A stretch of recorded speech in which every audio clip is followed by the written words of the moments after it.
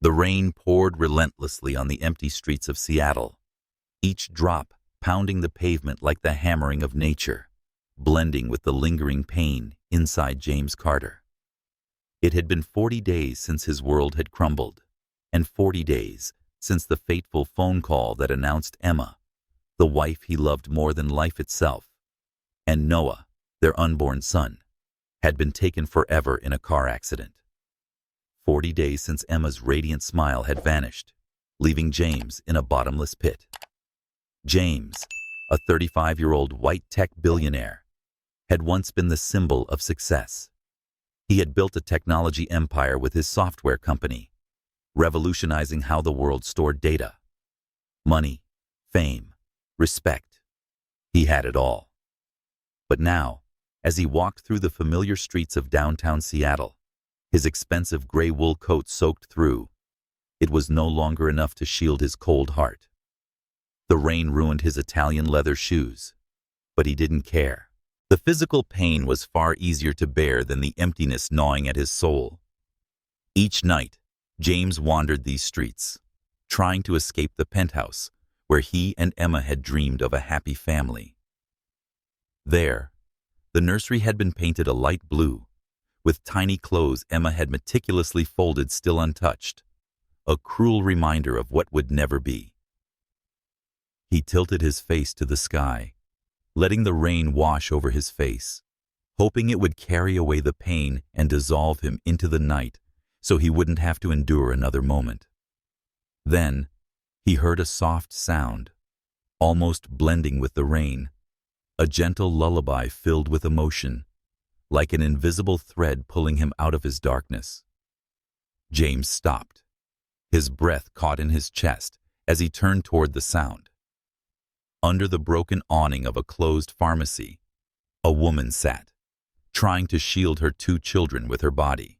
She was a 28-year-old black woman, her dark skin gleaming under the dim streetlights, raindrops shimmering on her high cheekbones like diamonds. Her curly hair was tied back in a scarf, with a few rebellious strands framing her face. But what stunned James wasn't her beauty, it was her eyes. Deep brown eyes, holding a pain he knew all too well, reflecting his brokenness. In her arms were twin babies, about 10 months old, wrapped in wet, thin blankets. She was doing her best to shield them from the rain with her body, her trembling hands holding them tightly. Her voice, though soft, carried a loving Spanish lullaby, as if she were singing to soothe the whole world. "Por favor," she whispered to a few passers-by, her voice almost drowned out by the rain. "I need enough money to buy formula for my children." Her voice had the tone of someone who didn't speak English as a first language, each word chosen carefully, as though she had practiced speaking correctly.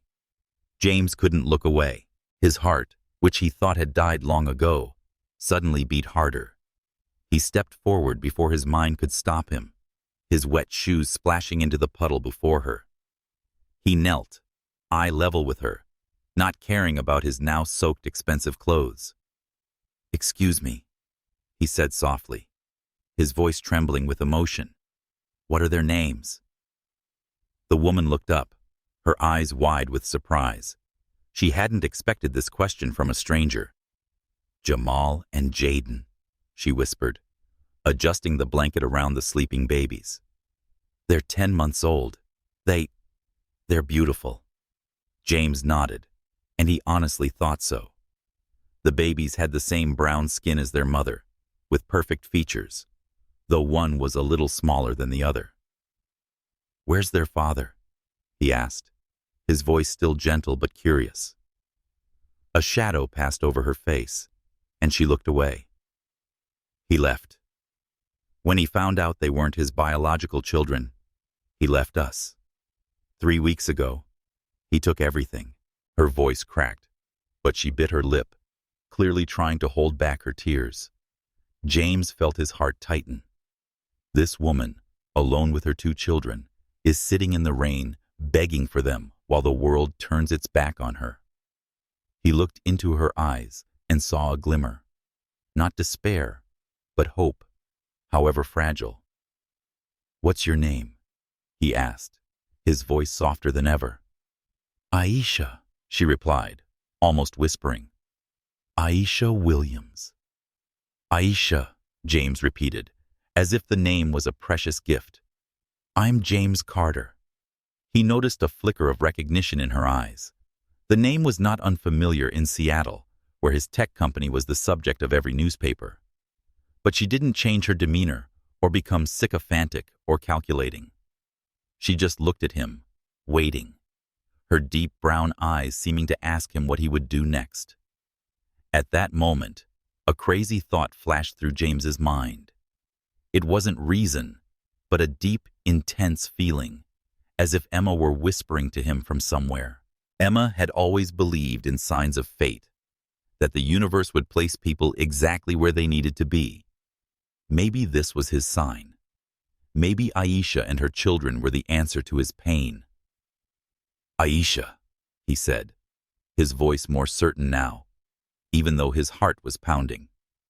"I know this sounds wild, but I lost my wife and son 40 days ago.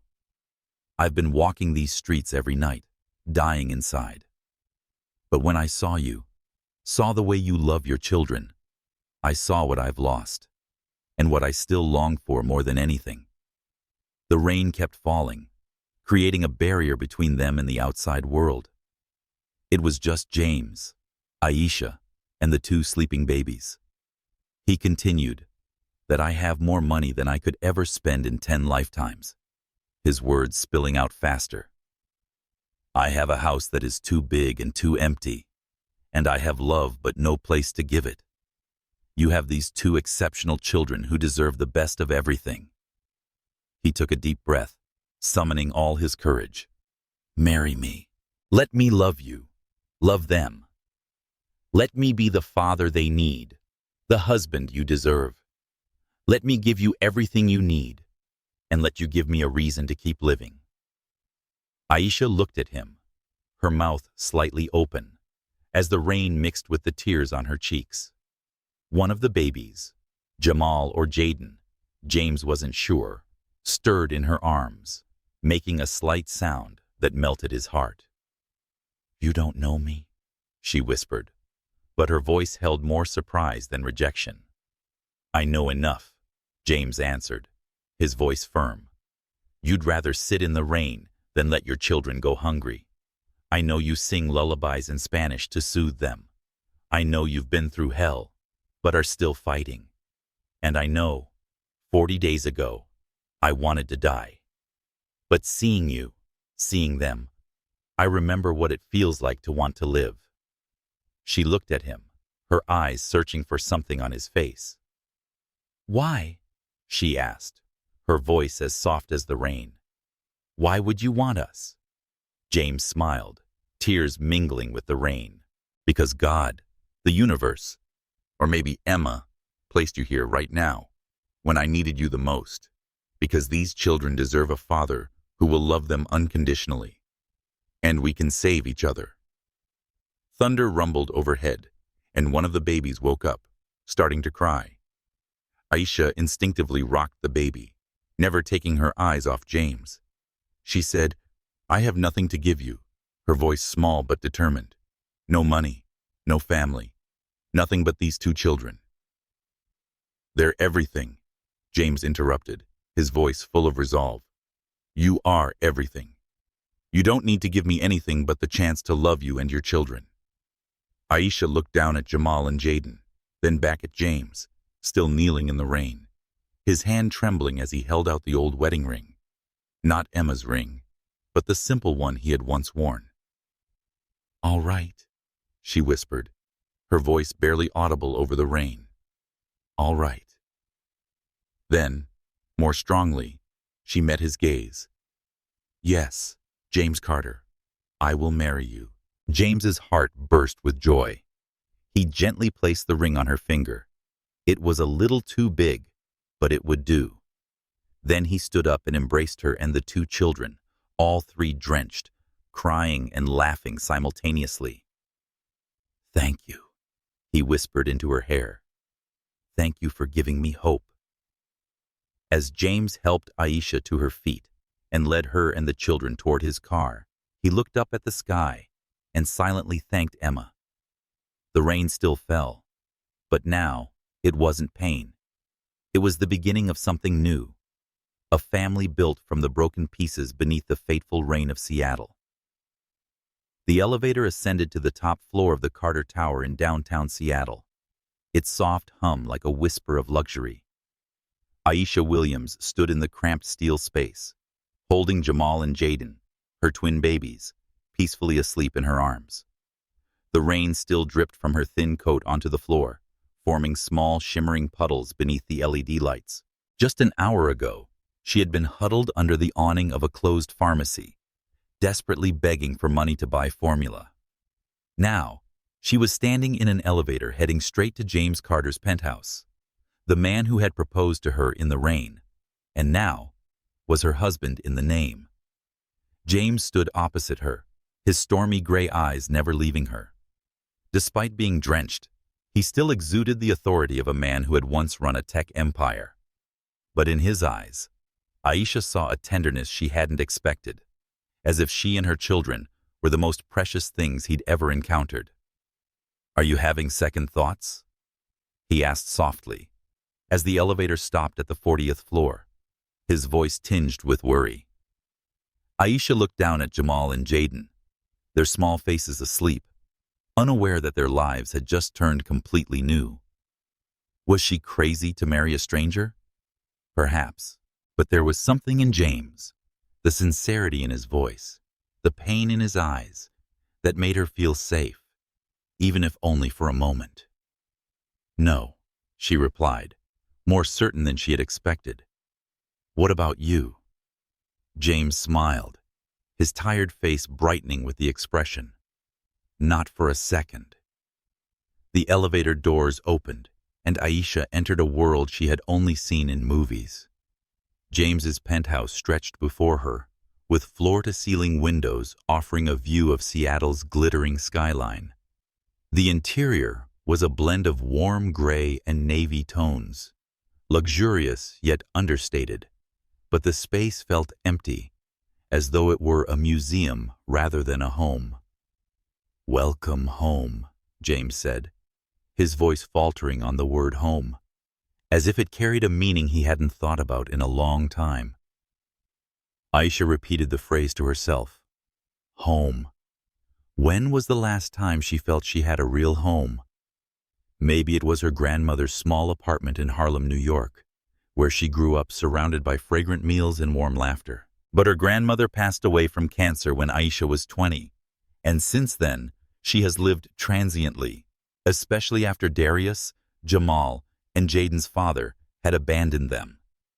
Jaden stirred in her arms, letting out the familiar sound of hunger, pulling Aisha back to reality. Jamal also began to squirm, as if the two siblings were synced.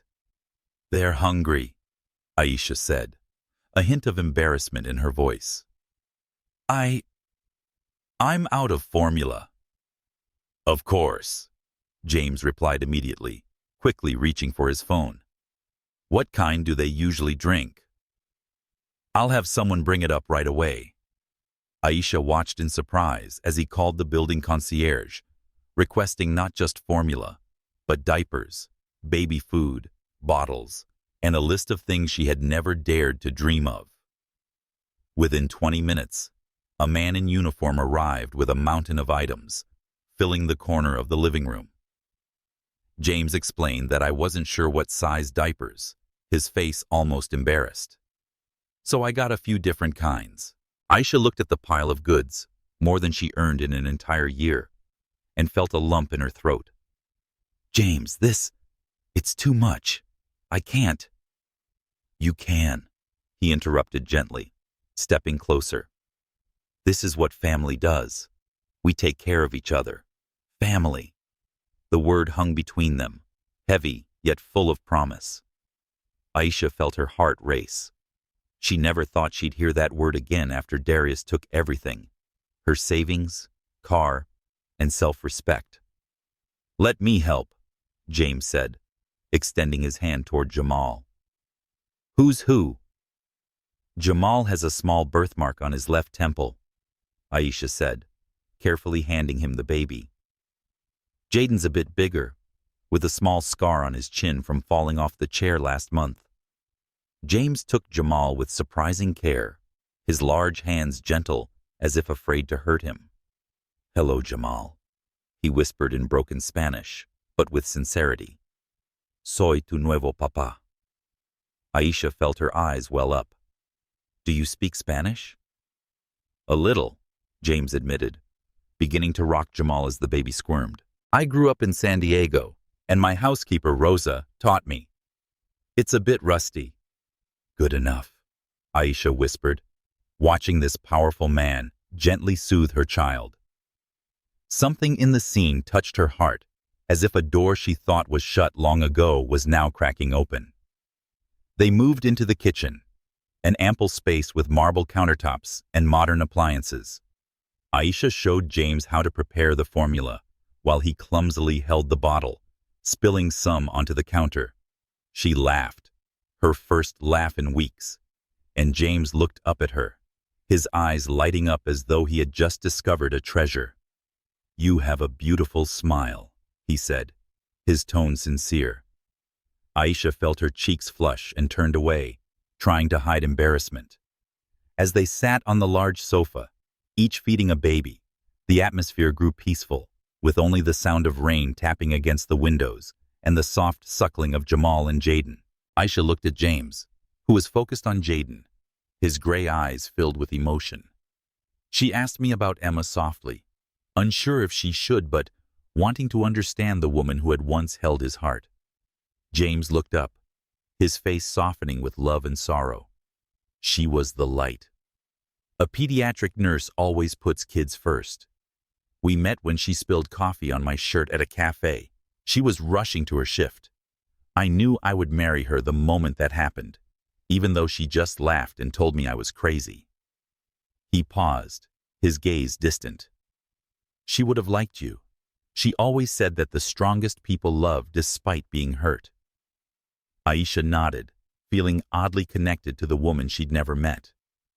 Emma had loved James, and that love had shaped him into the man sitting here, soothing her children as if they were his own.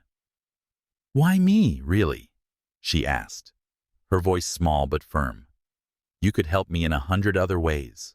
Money, housing. Why marry me?" James was momentarily silent, his gaze fixed on Jaden, now sleeping in his arms. When he spoke, his voice was deep and sincere. "Because when I looked at you tonight, I saw what I had lost. Not just Emma and Noah, but the dream of a family. I saw you protecting Jamal and Jaden, willing to sacrifice everything for them. And I knew you understood what love is. It's not about money or fame. It's about the choice, every day, to put someone else above yourself." Aisha felt tears rolling down her cheeks. "I'm scared," she whispered. "This is all happening too fast, too unreal." "I'm scared too," James admitted, his eyes meeting hers. "But I'm more afraid of letting you go. I want to try, Aisha. I want to build something honest with you, with the kids." Jamal yawned in Aisha's arms, and she smiled through her tears. "We should get them to bed," she said softly. James nodded, standing up. "Rosa's prepared the guest room. There's a crib, changing table, everything you need. But Aisha, I want you to know there's no pressure. We can go slow, separate rooms, separate lives, if that's what you want." Aisha looked at this man, who had just opened a world for her without asking for anything except the chance to love her. She felt a flicker of light in her chest, not love yet, but hope. "I don't want separate lives," she said, her voice small but certain. "I want to try not just for the kids but for us." James smiled, his grin like sunshine after the rain. "I want that too." Together they walked toward the guest room, carrying the 2 children and a fragile but promising new beginning. Outside, the rain still fell, but inside the penthouse, A family was beginning to take shape, one step at a time. The chandelier sparkled in the ballroom of the Fairmont Olympic Hotel, where Seattle's elite gathered for an annual charity event. In a perfectly tailored black suit, James Carter stood beside Aisha Williams, his newlywed wife, who wore a deep blue silk gown that accentuated her glowing brown skin. Jamal and Jaden, Aisha's twin boys, were at home with Rosa, their devoted housekeeper, leaving Aisha and James to face a world entirely foreign to her. Just 2 weeks after their unexpected marriage, the news of a tech billionaire marrying a homeless mother had spread across the media, and the curious, even contemptuous glances from those around them made Aisha feel like an animal in a glass cage. Aisha gripped James's hand tightly, trying to maintain her composure. She was no stranger to prejudice. Growing up in an impoverished Harlem neighborhood, she had become accustomed to scrutinizing glances and whispered remarks about her skin color and background. But tonight, under the opulent lights and the fake smiles, she felt like an outsider in James's world. A headline in the Seattle Times that morning had called her a gold digger, implying that she had exploited James's grief to climb the social ladder.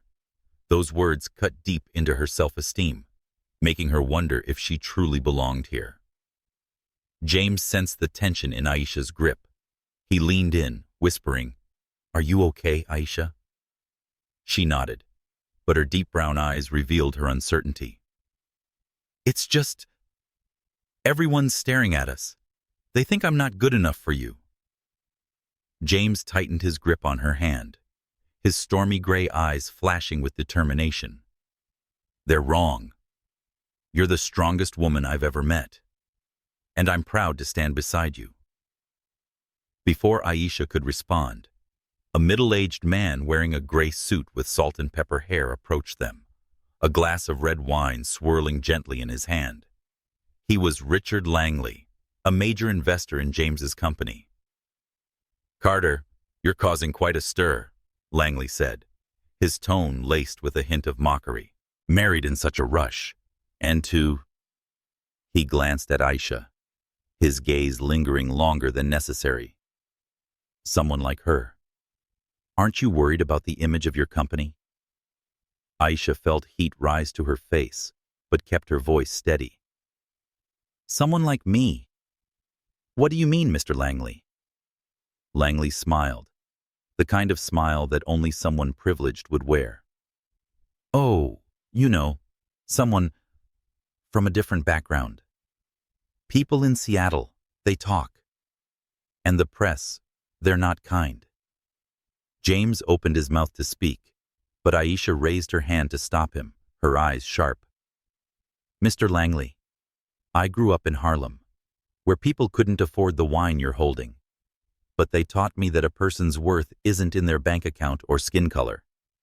I'm not here to make anyone's image look good. I'm here because I chose to be with a man who sees my value. And you, are you sure you're doing charity for the right reasons? Or is it to get your photo on paper?" The space around them fell silent, and a few people nearby turned to look.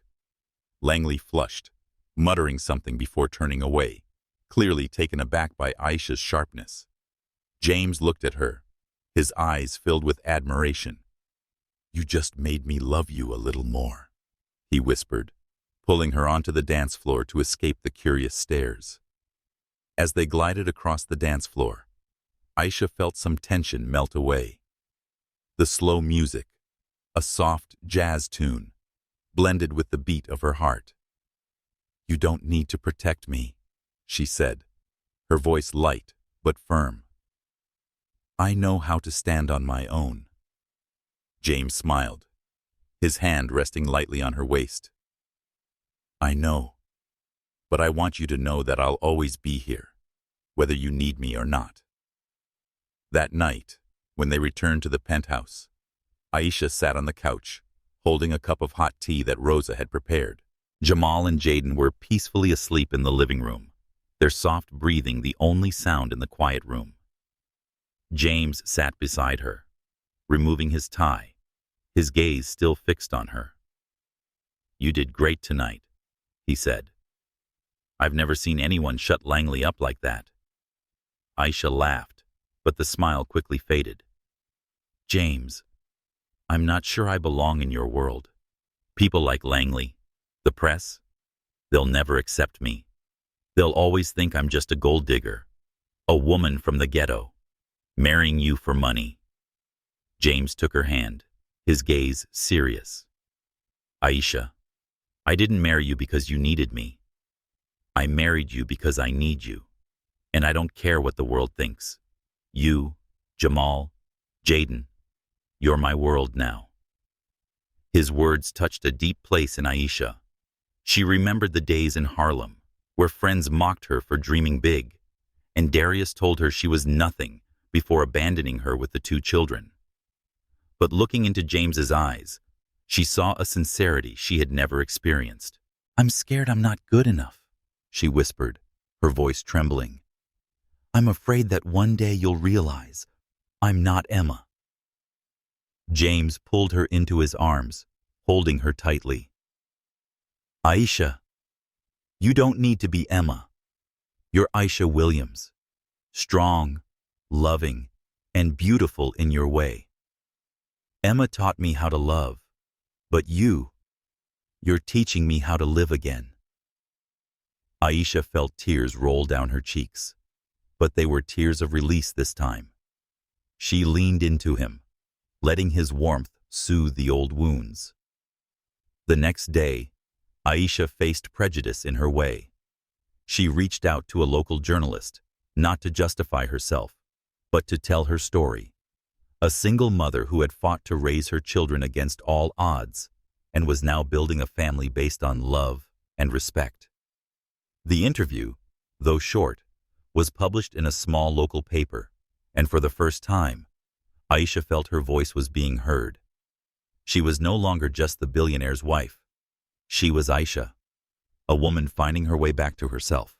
Meanwhile, James began adjusting his life to fit his new role.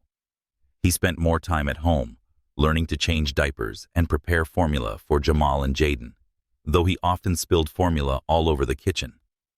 Rosa, with her warm smile, guided him step by step, telling stories of James as a mischievous boy in San Diego.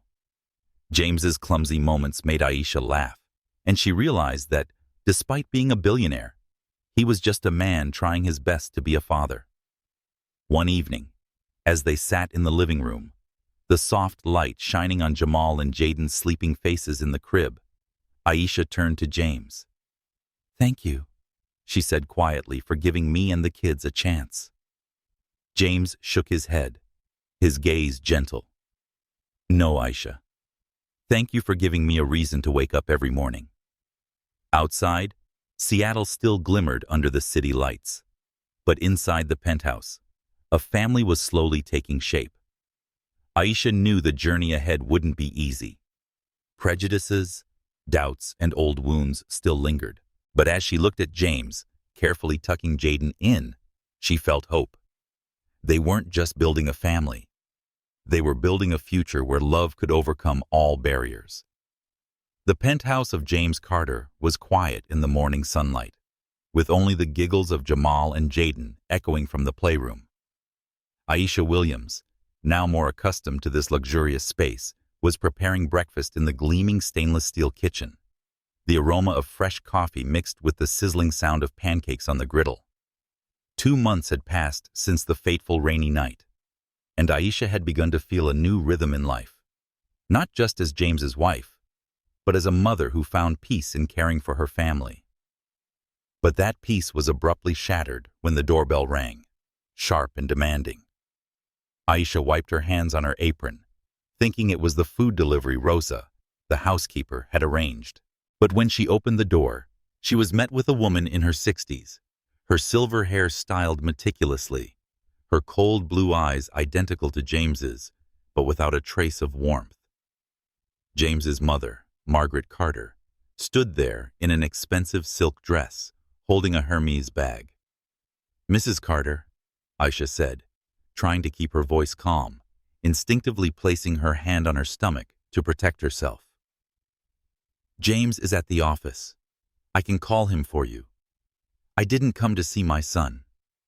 Margaret cut her off, stepping past Aisha into the living room without invitation. I came to see you.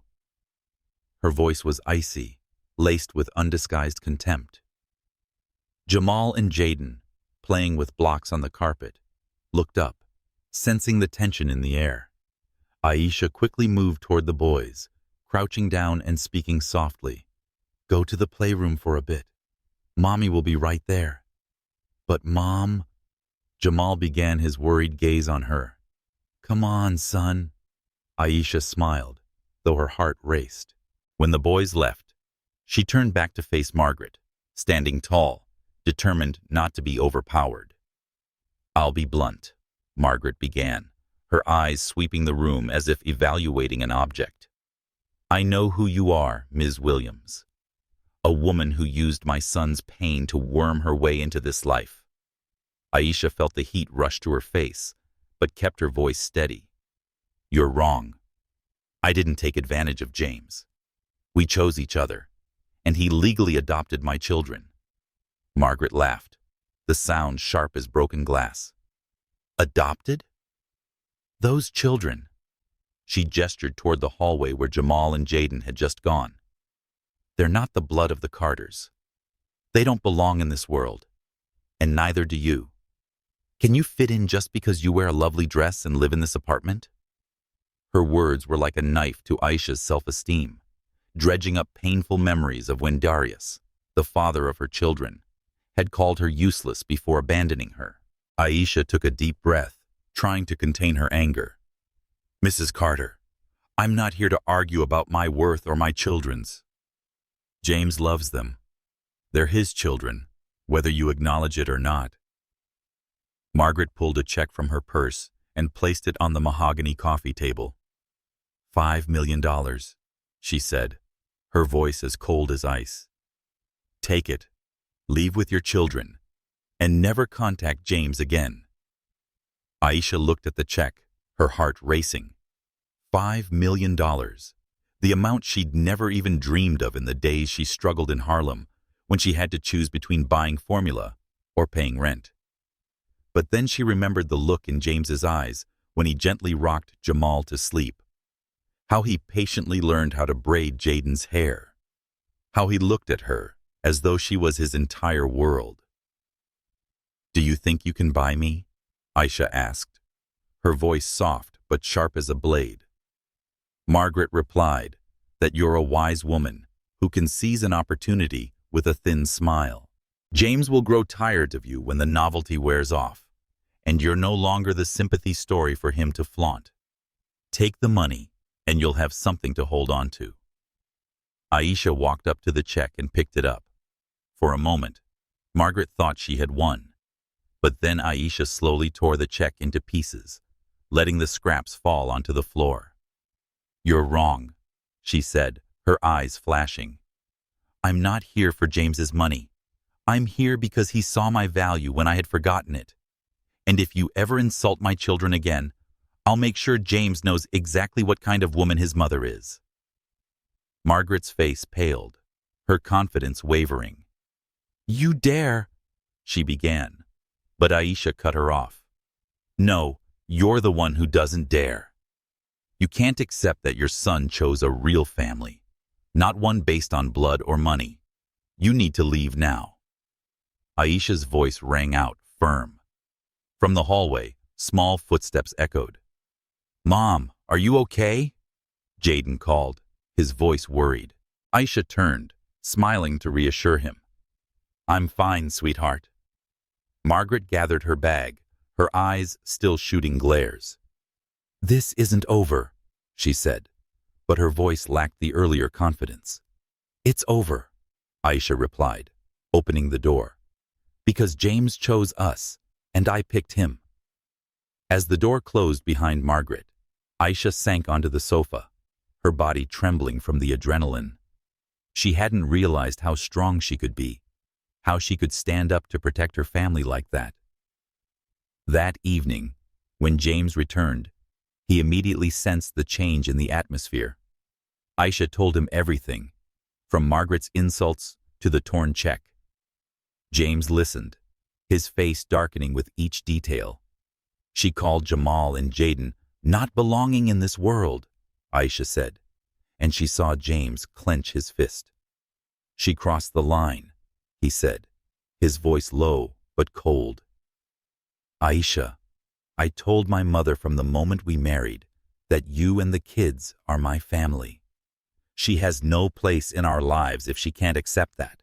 That night, James called his mother. Aisha could hear a calm but firm voice through the closed office door. When he stepped out, his face was hard as stone.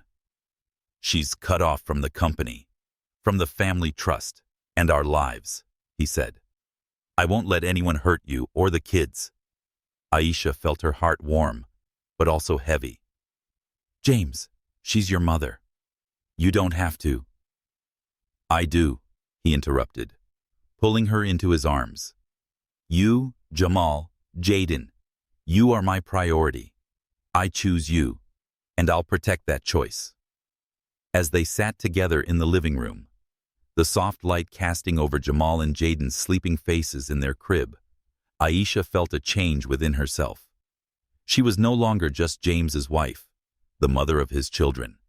She was a woman who had stood up to contempt and won, not with money or power, but with resilience and love.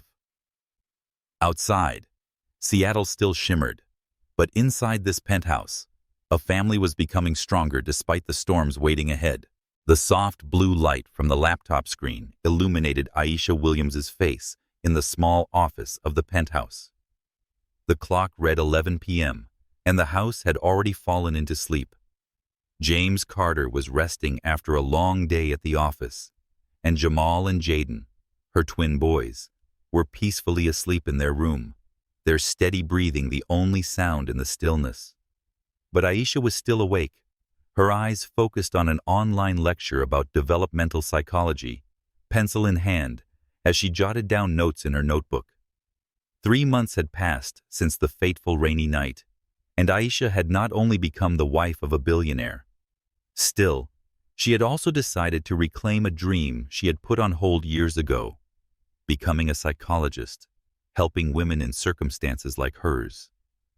The idea of returning to school came unexpectedly one evening when James asked her what she wanted to do with this new life. He said, I want you to have everything you've ever dreamed of, his gray eyes soft. Aisha had hesitated, feeling that her college dream, once abandoned when she became pregnant with Jamal and Jaden, was a luxury she couldn't afford.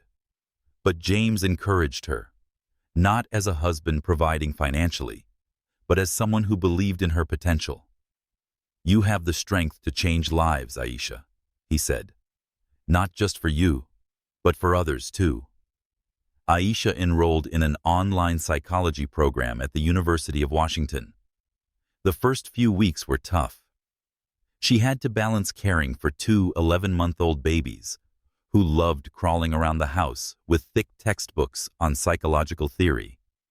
There were nights she stayed up until 2 a.m., eyes burning, wondering if she had the strength to continue. But every time she looked at Jamal and Jaden, or when James silently made her coffee in the early mornings, she found the motivation to keep going. Studying wasn't just a challenge of time. It was also a journey of confronting her past. One assignment asked her to write about the experiences that shaped who she was, and Aisha was forced to revisit her childhood days in Harlem. She grew up in a neighborhood where dreams were often crushed by poverty and prejudice. Her janitor mother worked 2 jobs to support her, but always emphasized, "You can do anything, Aisha, as long as you never give up." But when her mother died of heart disease when Aisha was 16, she fell into a spiral of despair. Then she met Darius, the father of Jamal and Jaden, who promised a better future but ultimately abandoned her when he found out the children weren't his. Those memories, long buried, resurfaced like crashing waves. One evening during an online class, when the professor discussed psychological trauma, Aisha felt her chest tighten. She realized that Darius's hurtful words, "You're nothing. No one wants someone like you," had embedded themselves into her self-esteem. She began attending online therapy sessions offered by her school to face those wounds. The therapist, a Black woman named Dr. Thompson, helped Aisha understand that her worth didn't depend on what others thought, but on how she chose to live and love. One afternoon, as Aisha was studying in the living room, Jamal crawled over, tugging at her hand and knocking a cup of water onto her textbook. She laughed, scooping him into her arms, but then her eyes landed on a note. "Confidence is the foundation of healing." She realized that to become a psychologist, she needed to heal herself first, not just for her, but for Jamal and Jaden, who would grow up with the image of a strong mother. Aisha shared her journey with James one weekend evening as they sat on the balcony overlooking the twinkling lights of Seattle. "I used to think I didn't deserve big dreams," she said, her voice small but determined. "Growing up, I always heard that someone like me, a Black girl from the projects, should know their place. But now, I want more. I want to help women like me who don't have a chance." James listened, his eyes filled with admiration. "Aisha, you're not just worthy. You're someone who can make it happen. I see how you love Jamal and Jaden and how you stood up to my mother. You're stronger than you think." He took her hand, his fingers intertwining with hers. "But you don't have to do it alone. I'm here, whether it's to make coffee or watch the kids while you study." His words made Aisha smile, but she also emphasized, "James, I need to do this for myself, not for you or your money. I want to stand on my own feet." James nodded, his gaze filled with respect.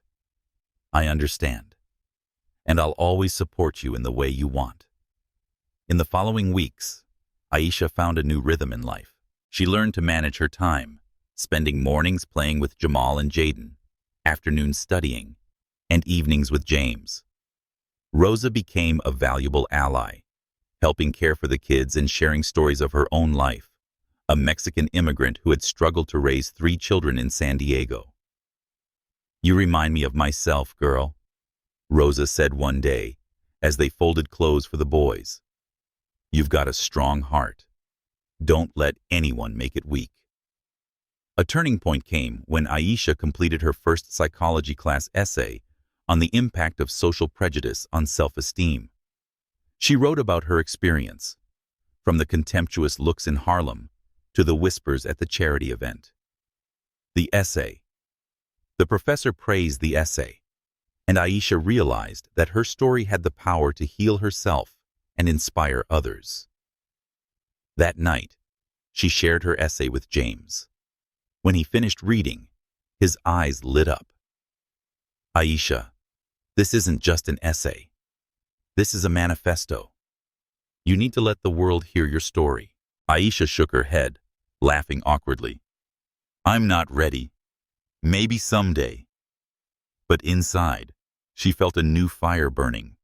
Not just hope, but the belief that she could make a difference. When Jamal and Jaden were fast asleep, Aisha sat by the crib, looking at their small faces.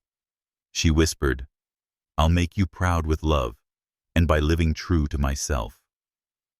Outside, Seattle still sparkled under the city lights, but inside Aisha, a dream was taking shape. A dream not just for her, but for all the women who had ever thought they weren't enough. Saturday morning, at James Carter's penthouse, Jamal and Jaden were bathed, and they laughed as they sounded like they were playing with blocks in the living room. Aisha with A sounded coffee in the playing room. She smiled as she looked at her children, her heart light after the challenging first few months of her new life. She had just finished her midterm exam for her online psychology course, and James, her billionaire husband, had canceled a meeting to stay home and help her look after the kids. But that peace was shattered when Aisha's phone buzzed, an unfamiliar number flashing on the screen. "Aisha Williams speaking," she said, her voice calm. On the other end of the line, a familiar hoarse voice, full of self-satisfaction, made her heart tighten. "Long time no see, Aisha." Darius, the father of Jamal and Jaden, said. "I heard you're living the good life now, married to a billionaire." Aisha gripped the phone tightly, her eyes glancing over at her children, who were blissfully unaware. "What do you want, Darius?"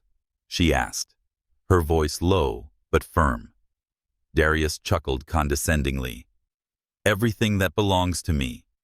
I want custody of the 2 boys and your husband's money. Otherwise, I'll tell the press who you are. A little tramp who got pregnant by another man and then blamed me." His words cut into Aisha's heart, bringing back the painful memories of when he had abandoned her, taken everything, and left her with 2 newborns.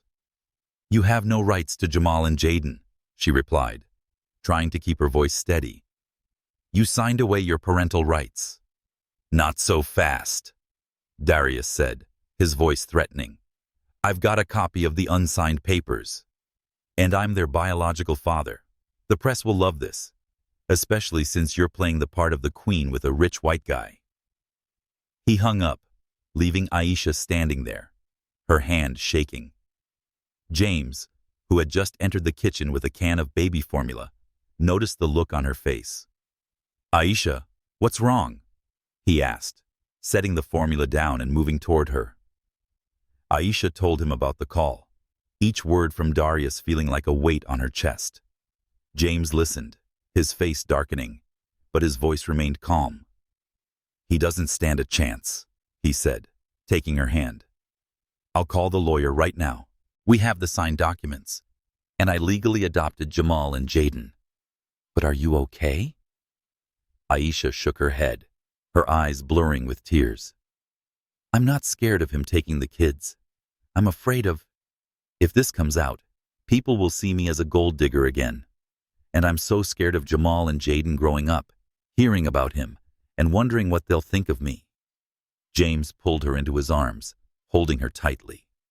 "Aisha, you're not what Darius says.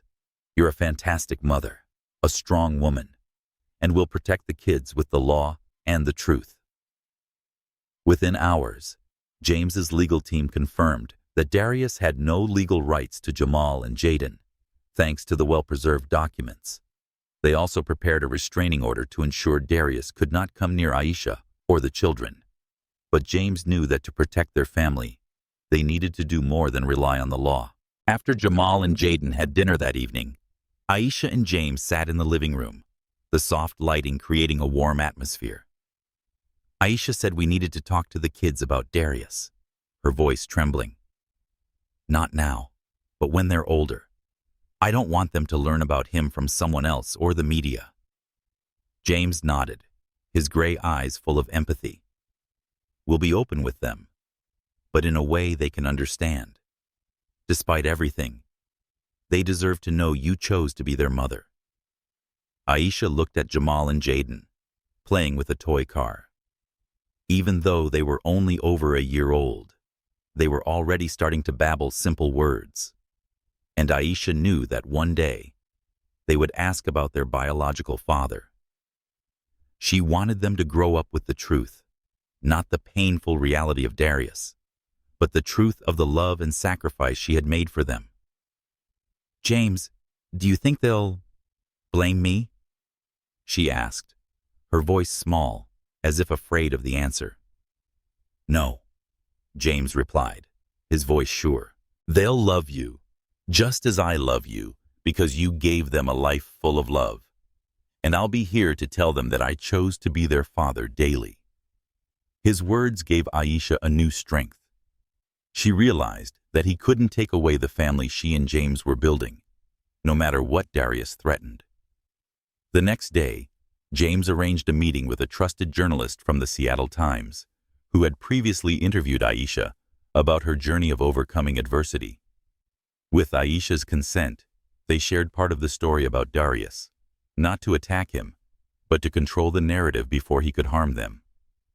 The article, written respectfully, highlighted Aisha's journey as a single mother, and how James chose to be Jamal and Jaden's father, not because of blood, but because of love. The article received positive feedback, and Aisha felt a burden lifted from her.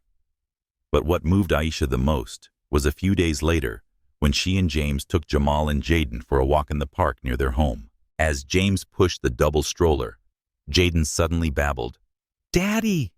and reached out for him. Jamal repeated it. His voice was soft but clear. "Daddy!" James stopped. His eyes lit up, and Aisha saw him fight back tears. "That's right.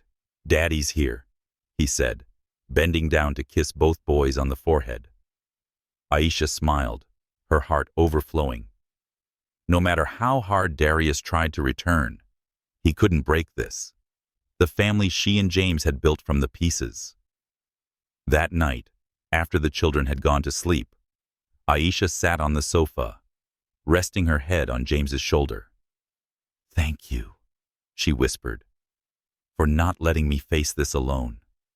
James kissed her hair, his voice gentle. "We're a team, Aisha, and no one can tear us apart." Outside, Seattle still glittered under the city lights, but inside the penthouse, a family was growing stronger, ready to face any storm from the past or the future. The soft light of dawn filtered through the windows of the penthouse, but Aisha Williams couldn't feel the usual calm. At 32 weeks pregnant, her belly was round, and her baby with James Carter, the husband who had changed her life, was kicking strongly. But this morning, an unsettling feeling gripped her heart. A sharp pain in her abdomen startled her awake, and when she reached down, she realized her clothes were soaked. Amniotic fluid. "James," she whispered, shaking his shoulder, her voice trembling. "James, wake up." James immediately sat up, his stormy gray eyes full of concern when he saw her face. "What's wrong? Are you okay?" "I think my water broke," she said, trying to keep her voice steady. "But it's too early. There are still 8 weeks to go." Without a second thought, James jumped out of bed, quickly dressing while grabbing his phone. "Call Dr. Thompson," he said, his voice calm but urgent. "I'll call 911. The next hour passed like a whirlwind. The sirens of the ambulance drowned out the soft rain outside. Jamal and Jaden, now 18 months old, were quickly sent to Rosa's house with quick kisses from James. He reassured them that Mom and the baby would be okay, though his eyes revealed his fear. Aisha sat in the ambulance, gripping James's hand, repeating, "It's too early, James. What if the baby can't breathe? What if the baby isn't strong enough?" "She'll be fine," James said, his voice sure, even though he was trying to suppress his fear. "She's your daughter, Aisha. She's as strong as her mother." Dr. Thompson said her lungs were developing well during the last ultrasound, but when they reached the hospital, reality became harsher. A black woman with a stern yet warm gaze, Dr. Thompson met them at the emergency entrance. After an examination, she confirmed that the amniotic sac had ruptured, and Aisha was showing signs of labor. "But her blood pressure is dangerously high. This is a sign of preeclampsia. We need to perform an emergency C-section right away." "Preeclampsia?" Aisha asked, her voice shaky, her hand cradling her belly. "How dangerous is it?" Dr. Thompson looked directly into her eyes. "It can threaten both the mother's and the baby's life if not treated promptly. But you're in the best hospital in Seattle, and we'll do everything we can." James gripped Aisha's hand tighter, as if afraid to let go. "Just save her and my baby," he said, his voice hoarse. The operating room was a blinding white space, filled with the beeping of machines and the hurried voices of nurses. Aisha lay on the table, the anesthesia making everything blur, but she could still feel James's hand beside hers, his eyes locked on hers through the medical mask. "I'm scared," she whispered, her voice weak. "If I don't make it, James, promise me you'll take care of Jamal and Jaden. Promise me you'll tell Chloe about me."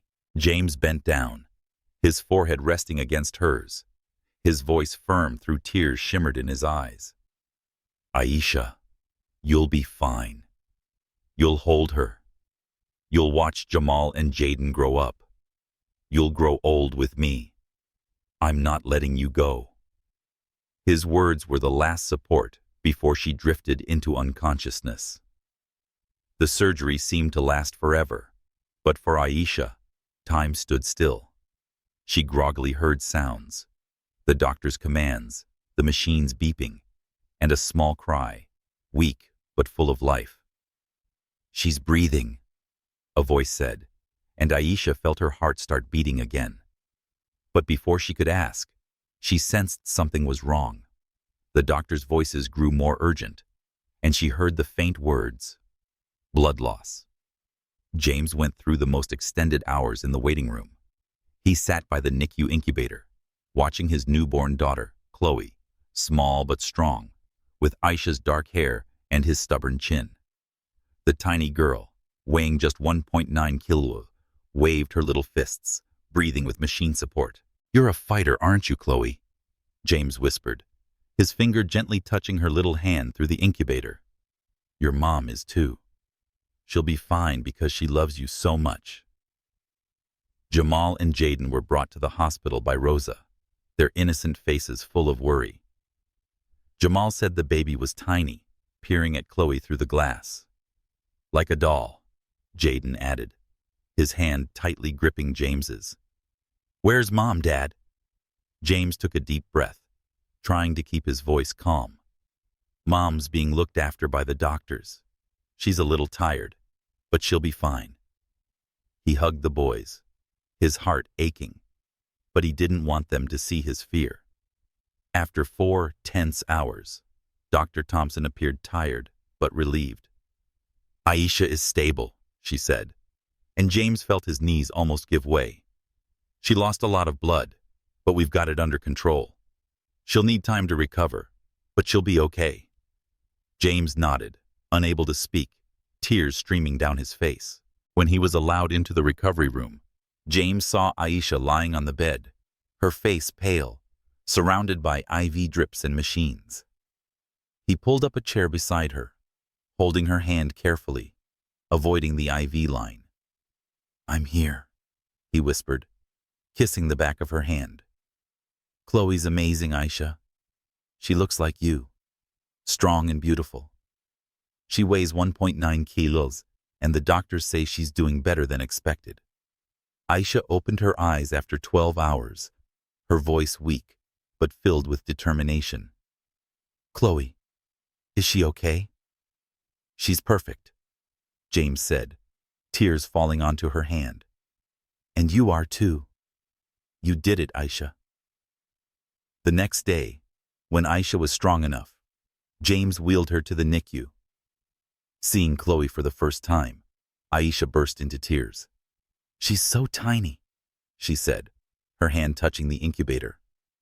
"But she's strong," James replied, hugging her shoulder. "Just like you." In the following days, the whole family almost lived at the hospital. Jamal and Jaden drew colorful pictures, houses, sons, and baby Chloe, to put on the incubator. Aisha, though weak, diligently pumped milk so Chloe could receive the best nutrition. James brought his laptop to the NICU, attending meetings while watching their daughter. Slowly, Chloe grew stronger, and Aisha recovered, though gradually. The day Chloe was allowed to go home, the whole family sighed in relief. "Welcome home, sweetheart," Jamal said, carefully touching her hand. Jaden smiled and added, "You're our sister." Aisha looked at James, her eyes sparkling. "Thank you," she whispered, "for being with me through this storm." James kissed her forehead. "Always, Aisha. We're a team." In the penthouse, the warm lights embraced their little family, now with Chloe, a symbol of hope and strength, born from love and resilience. The early morning light streamed through the penthouse windows, brightening the room where Aisha Williams sat, holding Chloe, her 6-month-old daughter peacefully asleep. Jamal and Jaden, now nearly 2 years old, played with blocks on the carpet, their childish laughter echoing throughout the space. Aisha looked at her children, her heart full of gratitude and deep contemplation. The months from the fateful rainy night when she met James Carter to the life-threatening birth of Chloe had taught her that life is fragile. But love can transform everything. The idea of a charity fund, a place to help women like the one she once was, had been growing in her mind for some time, and today she decided to make it a reality. During breakfast, as James cut pancakes for Jamal, Aisha took a deep breath and said, "James, I want to start a charity. A place to help single mothers, women who have been abandoned, and women who need a chance to start over." James paused, his stormy gray eyes lighting up with curiosity. "Tell me more," he said, his voice full of support.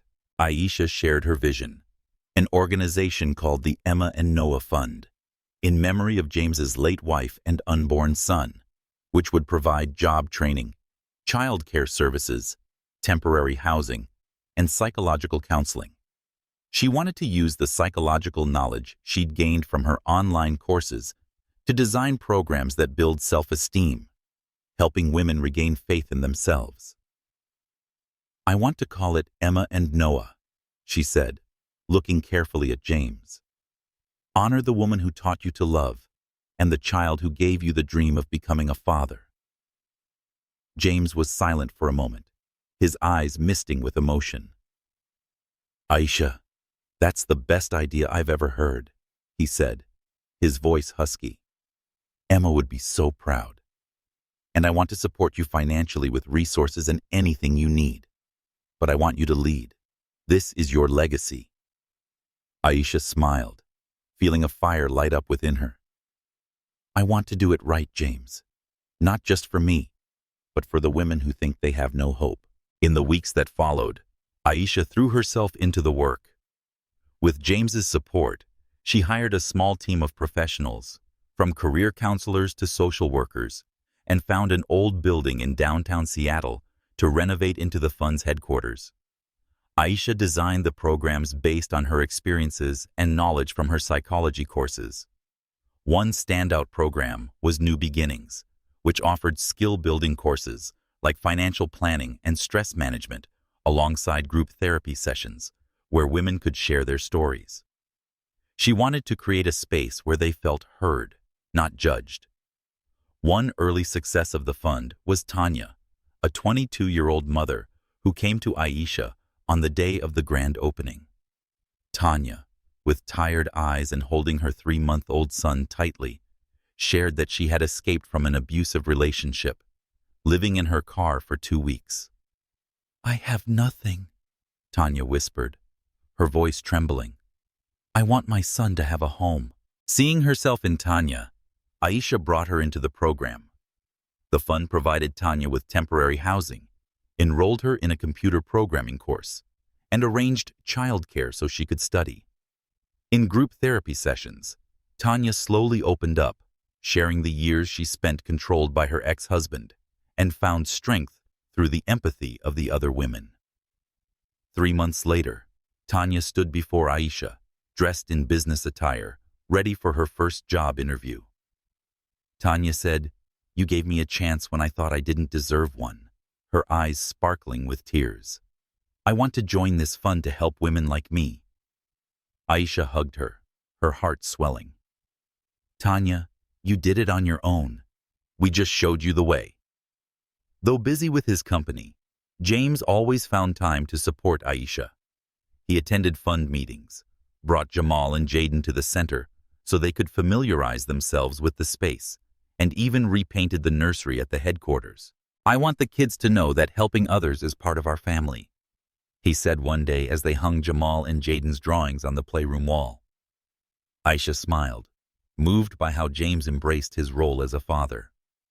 With the small birthmark on his temple, Jamal began calling James Daddy naturally, while Jaden loved clinging to him and asking about the silly stories James made up. But not everything went smoothly. Some donors were skeptical, questioning whether someone with Aisha's background, having once been homeless, could run such an organization. During a fundraising event, one investor asked point-blank, "Ms. Williams, what experience do you have to manage a large organization like this?" Standing before the crowd, Aisha took a deep breath and replied, "I have survival experience. I raised 2 children with nothing but love and determination. I know what the women we help need because I've been with them." The crowd fell silent, then erupted into applause, and Aisha felt a newfound confidence, not just as James's wife, but as a woman with her voice. Now beginning to crawl, Chloe became a source of inspiration for Aisha. Every night, as she rocked her daughter to sleep, Aisha whispered, "I will build a better world for you and others." James, often standing at the door watching her, would always add, "And I'll be here to make sure you and Mommy have everything you need." One evening, as the whole family sat on the sofa, Chloe nestled in the middle, Jamal and Jaden hugging her tightly. Aisha looked at James and said, "This fund isn't just for the women out there. It's for us, for you, for me, for the kids. It's how we turn pain into hope." James kissed her forehead, his eyes shining. "Aisha, you haven't just transformed my life. You're changing the world." Outside, Seattle shimmered under the city lights. But inside the penthouse, a legacy was being built. A legacy of love, resilience, and the belief that everyone deserves a second chance. The Memorial Garden in downtown Seattle, where James Carter had knelt to propose to Aisha Williams 3 years ago, had now been transformed into a magical space. Twinkling lights hung from the trees, wildflower bushes bloomed around the fountain, and a flower-strewn path led to a small podium where James and Aisha were about to reaffirm their marriage vows. Aisha stood in the changing room of a nearby boutique hotel, looking at herself in the mirror. The ivory wedding dress, exquisitely tailored, hugged her body, highlighting her radiant brown skin. But what moved her was the look of happiness in the mirror, and Aisha entirely different from the desperate woman who had sat in the rain. Their 2-year-old daughter, Chloe, sat in a flower-decorated stroller, babbling Mommy Beautiful, with a radiant smile, her curly hair flying in the wind. Jamal and Jaden, now 4 years old, ran in, wearing tiny vests, their hair neatly combed by Rosa, but still messy from their playfulness. "Mom, Dad says it's about to start," Jamal shouted, his eyes sparkling. "Dad's crying," Jaden added seriously. "Crying happy, like Mommy." Aisha laughed, hugging the boys, feeling her heart swell. 3 years ago, she never dared to dream of a family. But now, she had James, her children, and a greater purpose through the Emma and Noah Fund. James purchased this garden a year after their wedding, turning it into a community space in memory of Emma and Noah, and marking the new beginning for him and Aisha. Today, it would be the place where they recommitted to each other, not out of desperation, but out of love.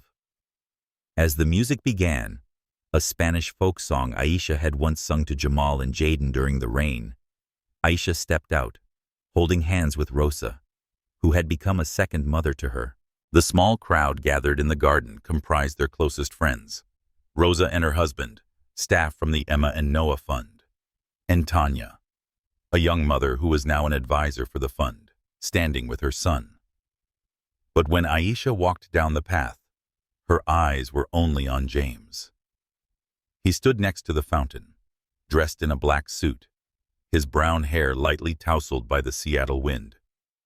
His eyes welled with tears when he saw her, his hand placed over his chest as if he could hardly bear her beauty. Jamal and Jaden pushed Chloe's stroller, scattering flowers with their cute, serious faces, while Chloe waved her arms, knocking a few petals to the ground.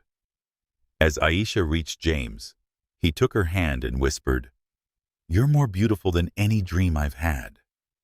She smiled, responding, "And you're the dream I never dared to dream." The officiant, an old friend of James's, began. Today, we're not witnessing the beginning of the love between James and Aisha, but its continuation.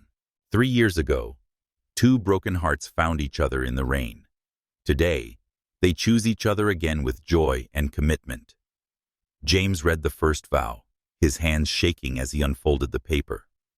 Aisha, 3 years ago, I was a man who had lost everything.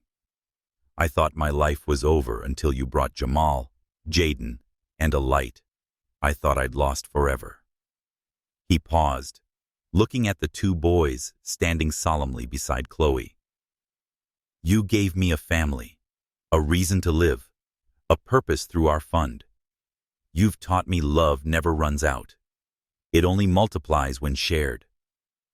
He looked directly into her eyes, his voice firm. Today, I choose you, not because I need you, but because I want you every day for the rest of my life. Tears ran down Aisha's face, but she didn't need a piece of paper to say her vow. James, you saw me 3 years ago when I thought I was invisible. You didn't just give me a home, you gave me faith in myself. She turned to the children, smiling. You've loved Jamal and Jaden as your own, and given us Chloe, our light. You've taught me that family isn't about blood, but choice. Her voice grew stronger. Today, I choose you not because of who you are to the world, but because you are everything to me. The one who makes me laugh, sings awkward lullabies in Spanish, and holds my hand through every storm. The whole garden erupted in applause as they exchanged new rings, engraved with the words Amor multiplica, love multiplies. Jamal and Jaden cheered, Chloe clapped, and Rosa wiped her tears. James leaned down to kiss Aisha, a gentle kiss full of promise, as if the world consisted of only the two. As they walked out, leading the children, the band played an upbeat salsa tune, and the whole family danced, laughing under the twinkling lights. The reception after the ceremony took place on the hotel rooftop, overlooking the dazzling Seattle skyline. Aisha, hand in hand with James, felt the difference from the charity event 3 years ago, where she had been judged for her skin color and background. Now, she stood there as a confident woman, mother, wife, and the Emma and Noah Fund leader. Tanya approached, hugging her. She said, "You made me believe I could have a day like this," her eyes glowing. Aisha squeezed her hand. "You will, Tanya, and we'll be here with you." As night fell, James pulled Aisha aside to a quiet corner. "Are you happy?" he asked, his eyes searching her face. "Happier than I ever thought possible," she replied, leaning against his chest. "But James, I don't want to stop here. I want our fund to grow and help more people. I want our children to grow up knowing that love can change the world." James smiled, kissing her forehead. "Then we'll do that together." Looking at Jamal, Jaden, and Chloe playing nearby, Aisha felt her heart complete. 3 years ago, she was a homeless mother, thinking her story was over. Now, she was part of a family, a legacy, and a love that overcame all prejudices. Seattle glittered below, but the true light was in this garden, where their passion multiplied. The sunset bathed James Carter and Aisha Williams' penthouse in a golden hue, filling the large living room with warmth. The laughter of Jamal and Jaden, now 7 years old, echoed as the two boys played tag around the sofa, while Chloe, 3 years old, tried to keep up with her short little legs and bright smile. Aisha sat on the armchair, holding a cup of tea, her eyes sparkling as she watched her children. 5 years had passed since the fateful rainy night, and she and James had built a family not only on love, but on honesty and respect. But today, a question from Jamal made her realize that it was time to face an essential part of their family journey, the truth about their origins, The afternoon began like any other, with Jamal and Jaden returning from school, their backpacks full of books and stories about their day. With his small birthmark on his temple, Jamal was always curious, asking questions about everything, from how airplanes fly to why the sky is blue. With a small scar on his chin, Jaden was quieter, but had a keen observational eye, often sensing others' emotions before they spoke. Chloe, the active little girl with curly hair like her mother's, loved drawing and leading games with her brothers. When the whole family gathered for dinner, a simple meal of pasta cooked by James, Jamal suddenly asked, "Mom, Dad's our dad, right? But we don't look much like him." The innocent yet sharp question made Aisha pause mid-bite, her heart tightening.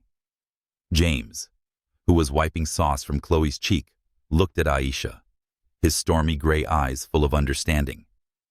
They had known this day would come, but didn't expect it to arrive so soon. Aisha took a deep breath and put her plate down. "Jamal, Jaden, your dad and I want to tell you something important," she said, her voice gentle but firm. James stood up, sitting beside her and touching hers for support. Sensing the serious atmosphere, Chloe crawled into Aisha's lap and hugged her tightly. "What's the matter, Mom?" Jaden asked, his big eyes wide with curiosity, but also concern. Aisha began. Her voice is soft. "When you two were tiny, I lived alone and had trouble caring for you. There was a man named Darius, who was once a friend of mine. He's your biological father, but he didn't stay with us. He wasn't ready to be a dad." She paused, looking into their eyes, seeing the confusion and trust. "Then I met your dad, James. He chose to be your dad, not because he had to, but because he loves you." James continued, his voice warm. "Jamal, Jaden, I remember first meeting you in the rain. You two were tiny, sleeping in your mom's arms, and I knew right then that I wanted to be your dad. I signed the papers to make it official because I wanted you both to be my children forever." Jamal tilted his head, thinking, "So that other guy, Mr. Darius, he didn't want us?" His question struck Aisha like a dagger, but she kept her voice calm. "It's not that you two aren't lovable," she said, holding both boys' hands. "Darius wasn't ready, but that says nothing about your worth. You are treasures to your dad and me." And Chloe leaned down to kiss her daughter's forehead. "She is your sister, and we are a family because we choose to love each other daily." Jaden, usually quiet, surprised everyone by hugging James. He said, "I like you being my dad," his young voice clear but firm.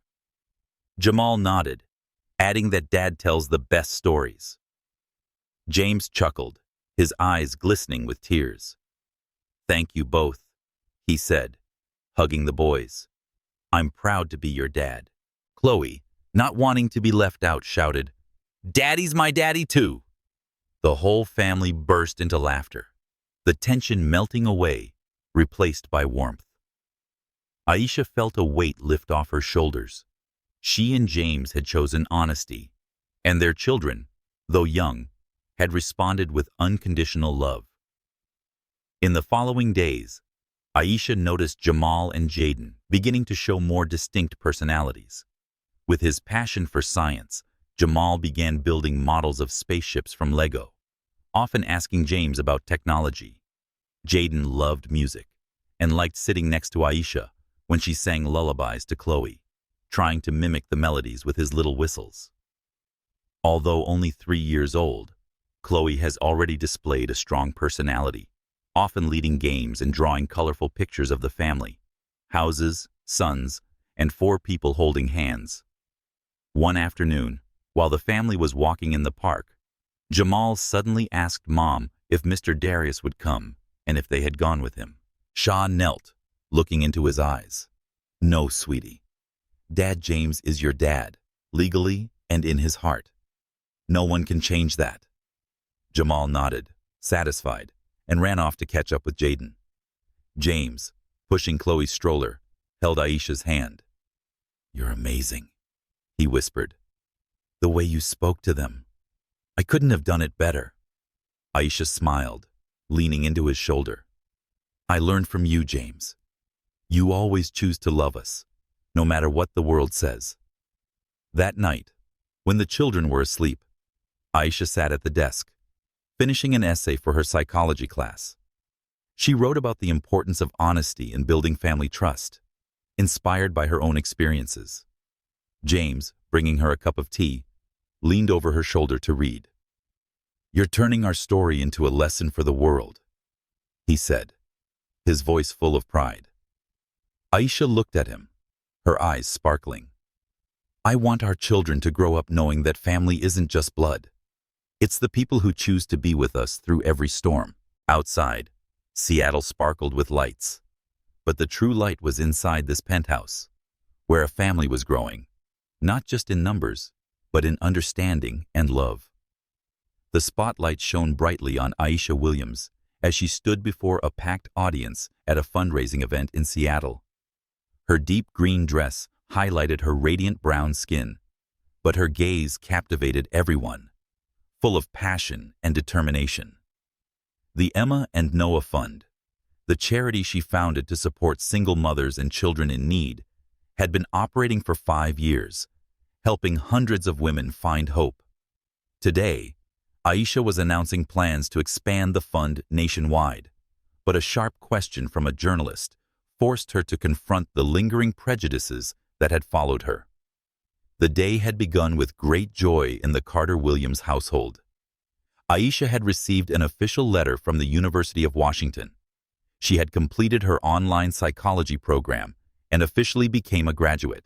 James, her husband, had organized a small celebration at their penthouse, with Jamal and Jaden, now 7, making handmade banners that said, "Congratulations, Mom," and Chloe, 3, dancing with a paper hat on her head. "You did it, James," Aisha said, hugging her diploma, her eyes sparkling. "Not just for me, but for the kids and the women I want to help." James kissed her, his gray eyes full of pride. "Aisha, you didn't just graduate. You're changing the world." But that joy soon led to a bigger decision. At an Emma and Noah Fund meeting, Aisha met Maya, a 5-year-old orphan sent to the fund after her mother died of illness. With her large brown eyes and tightly braided hair, Maya shyly held Tanya, the fund's advisor, and couldn't bring herself to look anyone in the eye. Aisha's heart tightened as she recognized the fear in the little girl. "James, I want to adopt Maya," Aisha said that evening as they sat on the balcony, watching the shimmering lights of Seattle. "She needs a family, and I think we can give her that." James took her hand, nodding without hesitation. "If you feel this is the right thing, I'm with you. The kids will make great siblings." The decision was made quickly, but the journey to help Maya integrate was not easy. Jamal and Jaden, though excited to have a new sister, were confused when Maya often hid in her room, hugging an old teddy bear. With her lively personality, Chloe patiently pulled Maya into games, offering her hand-drawn pictures. One afternoon, when Aisha found Maya sitting alone in the playroom, she knelt down and gently asked, "Do you want to tell me about your mom?" Maya hesitated, then whispered, "Mom used to sing to me, but now she's gone." Aisha hugged her tightly and sang a Spanish lullaby she had once sung to Jamal and Jaden. Maya leaned into her, and from that moment, the girl began to open up little by little. Jamal taught Maya how to build with Lego. Jaden told her jokes, and Chloe insisted on sleeping with sister Maya. Within a few months, Maya smiled more and started calling Aisha Mom and James Dad with a trusting innocence. Meanwhile, Aisha's career reached a turning point. With her degree in psychology, she became a respected advisor at the fund, leading group therapy sessions and designing the New Beginnings program for women overcoming trauma. The plan to expand the fund nationwide required a significant fundraising event, and Aisha took the lead, determined to bring the fund's story to the public. The event drew media attention, donors, and women helped by the fund, like Tanya, now the head of vocational training. But during the Q&A, a journalist from a tabloid raised his hand, his voice full of sarcasm. "Ms. Williams, you were once homeless, with no degree until recently. How do you think you're qualified to lead a national organization? Or is this just a way to bolster the image of the billionaire's wife?" The room fell silent, all eyes on Aisha. She took a deep breath, remembering the judgments she had faced, from James's mother, Darius, and herself. Then she smiled, her voice firm. "I'm not here for the image. I'm here because I was the woman who slept in the rain, begging for money to buy formula for my children. I know the pain of despair and the power of opportunity. The Emma and Noah Fund isn't about me. It's about the hundreds of women who have risen, like Tanya, who is sitting here, from living in a car to becoming an inspiration." Tanya stood up, applauding, and the entire room followed with applause.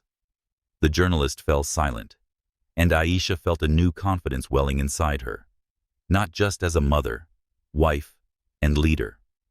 James, standing backstage, looked at her with eyes full of pride, his hand tightly holding Jamal's. After the event, the fund received millions in pledged donations, and Aisha knew her dream was becoming a reality. That night, after the children were asleep, Aisha and James sat in the living room, Maya curled up between them, hugging her teddy bear. "You did it, James," Aisha whispered. "Not just for the fund, but because you didn't let the past define me." James kissed her, his voice gentle. "You never let it define you, Aisha. You're the one determining the future." Outside, Seattle glimmered with lights, but inside the penthouse, a larger family and a greater legacy were being built step by step. The garden behind the Carter Williams home in the suburbs of Seattle was radiant under the summer sun, with the towering oak trees James and Aisha had planted 10 years ago. The lively sounds of salsa music played by the speakers blended with the laughter of children and adults alike. Today marked the 10th anniversary of James Carter's proposal to Aisha Williams in the rain, and the entire family and dozens of guests from the Emma and Noah Fund gathered to celebrate a journey full of emotion. Aisha, now 38, stood in the garden, her floral dress fluttering in the breeze, her deep brown eyes sparkling as she looked at her children and James. Jamal and Jaden, now 14, tall and confident, were hosting a small basketball game with their friends. With his passion for science, Jamal had just won first place at the regional science fair with his homemade spaceship model, his eyes lighting up as he talked about his dream of becoming an aerospace engineer. Jaden, who loved music, stood by the speakers, adjusting the music and occasionally whistling along to the melody, preparing to perform a song he had written for his parents. Chloe, 10, energetic and dreaming of becoming a doctor, ran around the garden, organizing a game of tag with the younger children, her curly hair flying.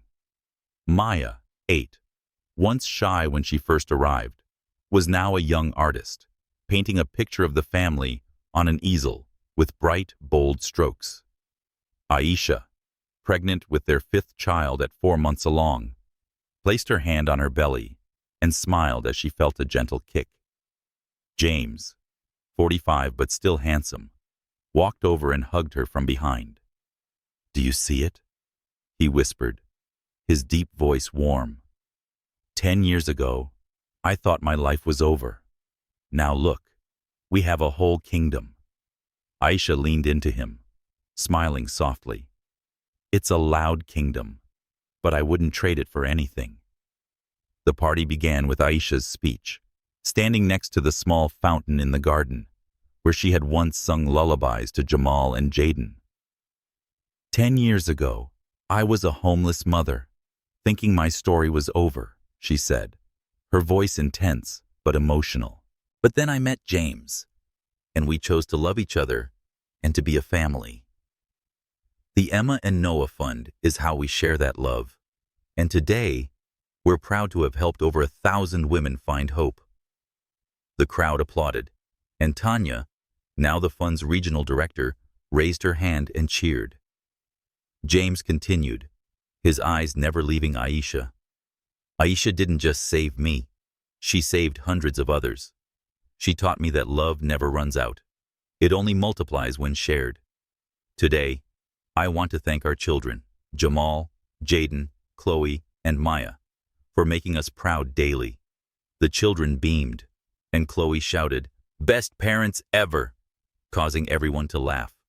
The party grew lively when Jaden stepped up, held a microphone, and performed a song he had written, a gentle melody about family, rain, and love. He said, "This one's for Mom and Dad," his voice trembling but full of emotion. As the melody played, Aisha held James's hand, tears streaming down her face. Jamal, usually serious, stood next to him, clapping the loudest when the song ended. Chloe and Maya ran up to hug Jaden, and the whole family danced, laughing and spinning under the golden sunlight. During the party, Tanya pulled Aisha aside to introduce a special guest, Lisa, a young mother the fund had helped. Lisa, holding her 2-year-old daughter, thanked Aisha with shining eyes. She said, "I used to live in my car, thinking I had no future. But your fund gave me an apartment, a job, and hope. Now, I'm studying to become a nurse." Aisha hugged her, her heart swelling. "Lisa, you did that with your strength," she said. "We just opened the door for you to walk through." James and Aisha sat on a swing in the garden as the night fell, their children playing nearby. "Did you ever think we'd be here?" James asked, his hand entwined with hers. Aisha shook her head, smiling. "No, but I know that every hardship, the rain, the judgments, the days I thought I wasn't good enough, led us here. I wouldn't trade anything, James." James kissed her, his eyes lighting up. "Neither would I. And you know what? This baby, who has placed his hand on her belly, will be a fighter, just like its mother." Aisha laughed, leaning into him. "And have a big heart, just like its father." They looked at their children. Jamal was explaining his spaceship model to a friend. Jaden was whistling a new tune. Chloe was teaching Maya how to dance salsa, and Maya was laughing brightly, her old teddy bear now replaced with a sketchbook.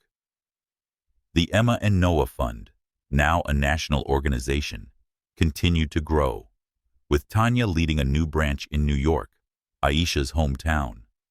With her degree in psychology, Aisha was writing a book about her journey, hoping to inspire others.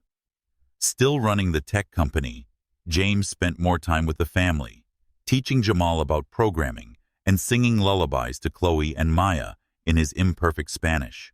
As the party ended, Aisha stood by the fountain, looking at the garden, now a symbol of love and hope. "Thank you," she whispered to James, "for kneeling in the rain 10 years ago." James hugged her, replying, "Thank you for saying yes."